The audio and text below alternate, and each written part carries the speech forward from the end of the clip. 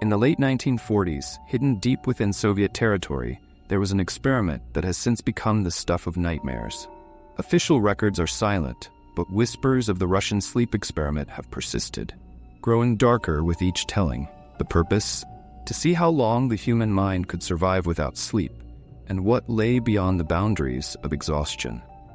The Soviet researchers, driven by a cruel and ambitious plan, chose 5 prisoners who were promised freedom if they participated. These men, desperate for escape from the labor camps, agreed, not knowing the horrors that awaited them.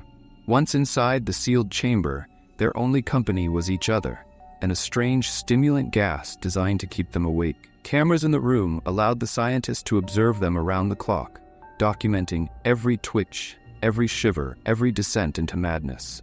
In the first few days, the men grew agitated. At first, they whispered, muttering fragments of thoughts that echoed in the sealed room, bouncing off the walls. By day 5, they began to unravel. Their words, barely coherent, turned into paranoid ramblings. "They're watching us," one muttered, eyes darting as if he could see the researchers through the walls. "They know our thoughts," whispered another, pressing himself against the chamber wall, desperate to hide from some unseen force. By the 9th day, silence fell over the chamber. The researchers, who had grown accustomed to the constant chatter and screams, grew uneasy.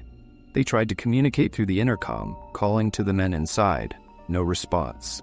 Their silence was unnatural, as if all life had drained from the room.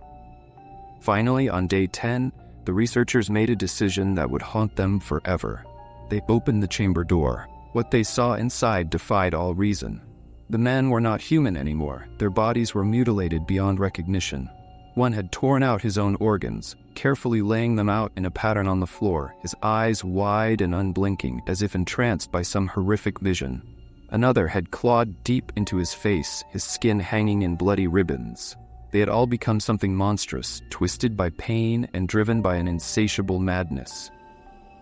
The researchers tried to sedate them, to pull them from the chamber, but the men fought back with unnatural strength, shrieking for more of the gas, begging to stay awake. One of the scientists, trembling, asked one of the subjects, What are you?" The man, blood-stained and smiling with eyes that held an abyss, leaned in close and whispered, "We are the nightmare within you. We are what you fear most." They fought like rabid animals, attacking anyone who came close, screaming with voices that echoed in the scientists' minds long after they escaped the room. It was only when the last of them died that the researchers could breathe again. But they never forgot the look in their eyes, the look of a soul torn from reality, lost in the endless terror of sleeplessness. They had seen what lay beyond the mind's limits, and it was hell itself. Among the dark corners of the internet, there exists an infamous file called smile.jpg.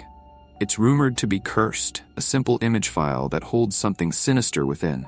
The image itself appears harmless, a dog, grinning at the camera, but those who have seen it describe it as something that haunts their every waking moment. The dog's smile is wrong. It stretches too far, far beyond what any living creature could manage. Rows of sharp, gleaming teeth sit behind that grin, and its eyes seem to follow you, no matter where you move. People who have seen it report a sick feeling in their stomachs, a creeping dread that crawls up their spine, and the haunting, inescapable sense that the smile is alive. A man once stumbled across this image by accident. He was browsing late at night when a friend sent him the file, claiming it was something he had to see. He clicked it, expecting a joke or a meme, but what filled his screen was no joke. It was the image of a dog, a grinning, unnatural creature staring right through him. For a moment, he felt frozen, as if trapped in the gaze of something far older, far darker than he could understand. That night, he couldn't shake the image. Every time he closed his eyes, he saw that smile, those gleaming teeth, that twisted grin. Sleep was impossible. Then, in the silence of his room, he began hearing a faint whisper. "Spread the word." It was soft at first like a breeze, but it grew louder each night. He began to see the dog in his dreams, closer and closer, always grinning, always watching. He awoke in terror, drenched in sweat, the words echoing in his mind.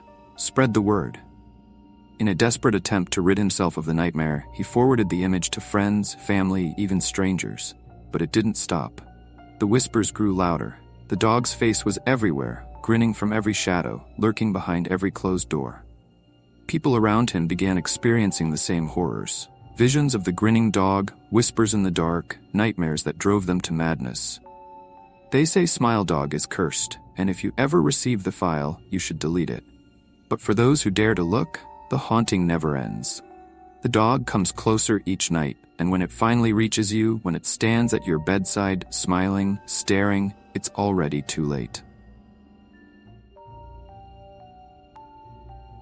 Jeff was just a boy, a quiet, lonely boy who tried his best to survive in a world that seemed to reject him at every turn.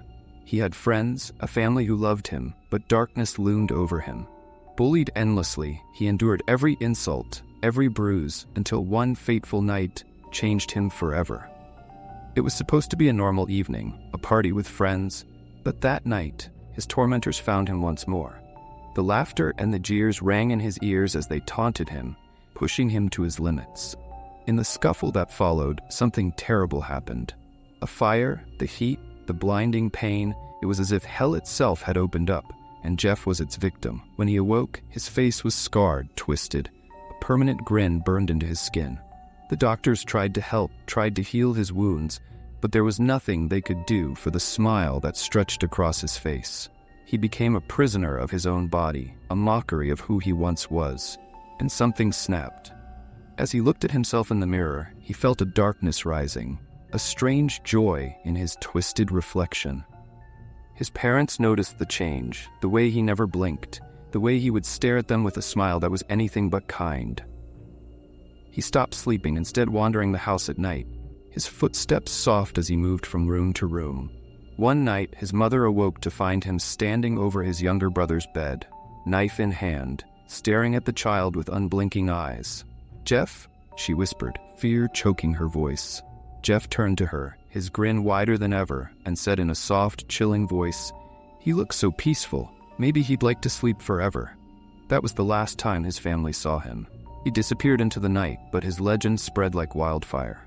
People began reporting sightings of a strange figure, lurking in the shadows, his face twisted into a horrific smile. They say he comes for those who hear his story, that he waits in the dark, watching, grinning. If you wake in the night and feel someone's gaze upon you, if you hear a soft whisper telling you to go to sleep, do not close your eyes, for that's Jeff, waiting to give you his final message. And once he finds you, there's no escaping his twisted lullaby. Some say Jeff can still be seen, lurking at the edges of towns, wandering through neighborhoods, his grin wide, his knife gleaming in the moonlight. His words once kind, now a curse. Go to sleep. And he means it in the most sinister way imaginable.